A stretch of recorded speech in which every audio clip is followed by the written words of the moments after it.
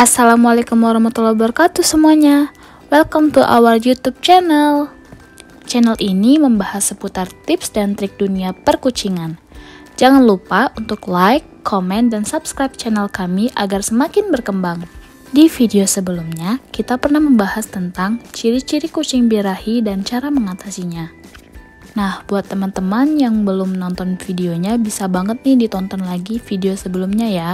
Jika sebelumnya kita membahas tentang ciri-ciri kucing birahi, maka di video ini kita akan membahas tentang bagaimana ciri-ciri kucing betina akan melahirkan. Umumnya, kehamilan pada kucing berlangsung selama sekitar 63-65 hari setelah pembuahan, atau sekitar 2-3 bulan.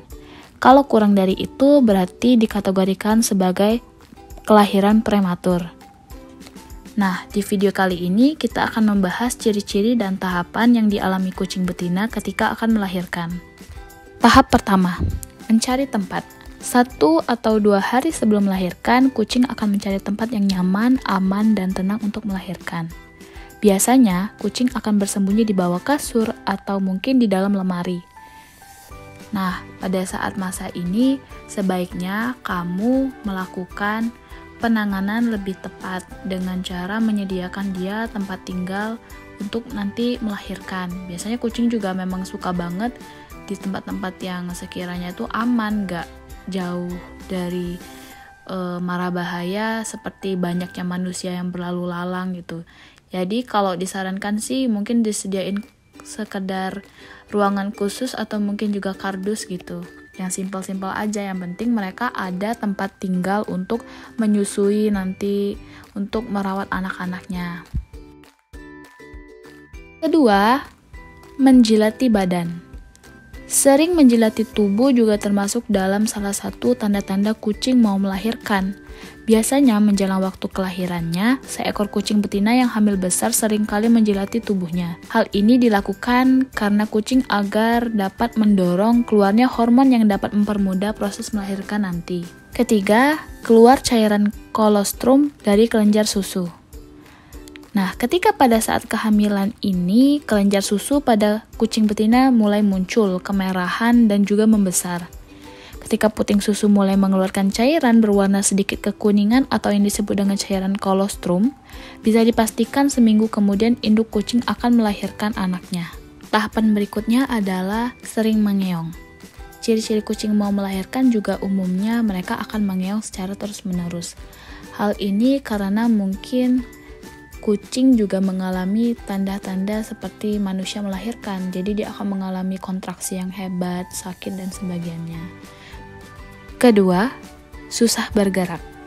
Karena perut kucing betina itu akan semakin besar, maka kucing juga akan mengalami sulit bergerak, khususnya ketika menjelang waktu kelahirannya. Nah, di saat ini juga biasanya kucing itu lebih suka berada di tempat yang nyaman, terus juga mereka mengatur posisi sebaik mungkin, kayak posisi sudah mau siap melahirkan gitu. Ini juga terjadi waktu di kucing aku Cio kemarin, dia sempat mengalami susah bergerak, tapi dia tuh berusaha untuk mendekatkan diri dia ke aku.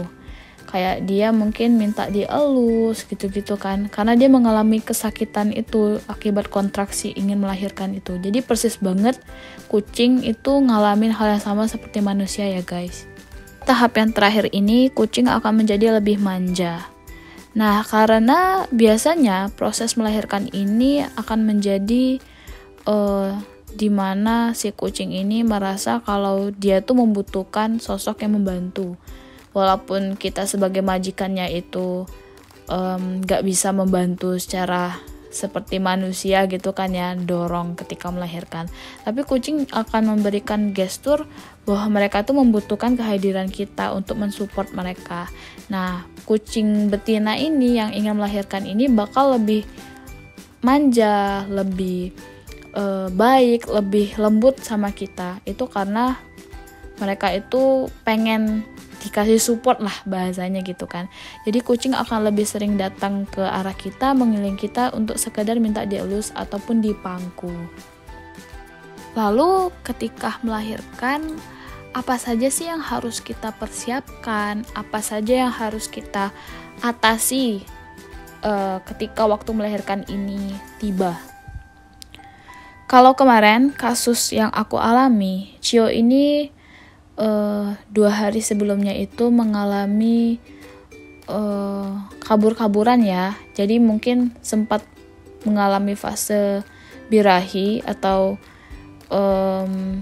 gimana gitu. Memang ketika hamilan pun juga kucing masih sempat merasakan birahi gitu.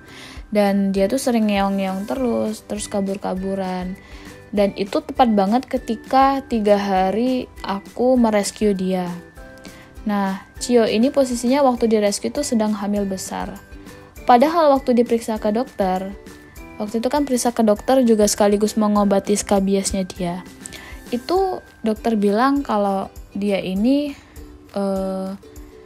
kehamilannya tuh masih dalam jangka waktu 2 minggu lagi gitu kan, HPL-nya. Ternyata besoknya dia melahirkan setelah insiden dia menghilang. Ketika hari melahirkan itu, dia itu lahirnya nyungsang ya kalau bahasanya itu. Atau sejenis kayak si kepala kitten, kepala bayi kucing itu ada di bawah, bukan ada di atas. Jadi kakinya duluan, baru kepalanya. Dan ini kan bisa berbahaya ya buat induknya. Induknya juga kalau kelamaan ngejen itu bisa ngeden kalau mau melahirkan itu bisa menyebabkan kematian juga bagi si induk. Jadi sama aja kayak manusia, kalau kita terlalu lama ngeden itu entah si induknya ataupun anaknya itu akan bermasalah gitu. Jadi aku memutuskan untuk membawa ke dokter. Kalau kelahiran yang tidak normal, setengah jam jika si induk belum juga berhasil melahirkan anaknya, itu sebaiknya dibawa ke dokter ya. Karena di dokter nanti kalian akan diberi injeksi cairan gitu, induksi cairan untuk mendorong induk melahirkan. Kemarin itu Cio itu 2 kali induksi karena anak yang pertama, yang kedua itu kepalanya tuh nyungsang. Jadi dia di atas kakinya dulu baru kepalanya. Itu kan juga nggak bisa melahirkan anaknya kayak gitu. Jadi terpaksa dokter melakukan yang suntik injeksi itu. Terus untuk berikutnya kan di dokter juga akan ditangani lebih lanjut seperti apa baiknya itu. Jadi kita nggak bisa semuanya itu kucing kita pasrahkan melahirkan kayak gitu. Kita juga nggak boleh kan self diagnose gitu kan, atau mendiagnosis sendiri, oh ini ya pasti bisa lah berhasil. Nggak bisa kayak gitu. Jadi kalau kita memang bukan orang di dunia medis, itu sebaiknya kita langsung menindaklanjutkan itu semuanya ke dokter hewan aja. Kemudian, kalau misalnya kucing ini lahir secara normal, itu bagaimana? Nah, kalau kucing melahirkan secara normal ya sediakan aja tempat yang hangat, tempat yang sekiranya itu aman, jauh dari banyak manusia, karena biasanya kucing habis melahirkan itu dia sangat sensitif banget kalau anak-anaknya itu disentuh. Kan biasanya kita suka ngelihat kitten itu melahirkan itu gemesin ya anak-anaknya. Nah, itu induk kucing itu akan merasa sensitif banget anak-anaknya disentuh. Tapi ada juga beberapa indukan yang nggak masalah kalau anak-anaknya itu disentuh gitu. Kalau kemarin Cio, kucingku ini, ketika disentuh anaknya itu, dia tuh agak sensitif. Dia nggak marah ke kita, tapi dia berisik gitu loh. Dia kayak nggak memperbolehkan itu. Akhirnya dia merasa risih, diganggu terus. Anak-anaknya itu dipindahin dari kardus yang aku kasih buat melahirkan dia itu, buat nyusuin anaknya itu, dipindahin ke bawah lemari. Kan di bawah lemari itu kita nggak tahu ya apakah tempat itu ada sarang kuman atau mungkin juga debu-debu kayak gitu kan. Di bawah lemari itu kan banyak banget yang kotor gitu. Nah, terus juga belum lagi si kitten-kittennya ini kan juga pasti akan mengeluarkan pup gitu kan, walaupun pupnya waktu itu masih kayak setitik kecil, kayak kecil banget gitu loh, belum jadi pup yang besar gitu, tapi kan tetap aja itu kan juga bentuk kotoran. Jadi gak baik kalau misalnya si kitten itu dicampurkan sama debu-debu itu gitu. Nah, kemudian bagaimana caranya agar yang baik itu sih untuk memelihara kucing itu ketika melahirkan tuh seperti apa gitu. Kalau kemarin berdasarkan pengalamanku, cara yang baik itu adalah dengan memberikan dia tempat yang hangat dari kardus aja. Ya kardus apapun itu ya. Kalau aku kemarin pakai kardus yang agak tebal. Lalu bagaimana cara merawat kitten-kitten yang habis melahirkan ini ketika mereka pup dan sebagainya? Itu kalian bisa banget pakai underpad atau itu sejenis kain pelapis untuk pup. Memang untuk habis melahirkan itu para kucing disarankan sama dokter menggunakan underpad biar kita juga gampang mengganti kardus kita tuh nggak perlu dikotorin sama kotoran mereka karena ada underpadnya itu, jadi tinggal diganti aja. Oke guys, itu dia video yang sudah kita bahas sebelumnya tentang ciri-ciri kucing mau melahirkan serta cara mengatasinya. Kalau kalian punya informasi yang menarik atau juga diskusi tentang para perkucingan ini, bisa banget tulis di kolom komentar atau mungkin juga bisa langsung kirim lewat email aku di kucingkitogalo@gmail.com. Dan semoga video selanjutnya lebih menarik lagi, lebih mengedukasi lagi buat para pecinta Anabul. See you for the next video. Thank you.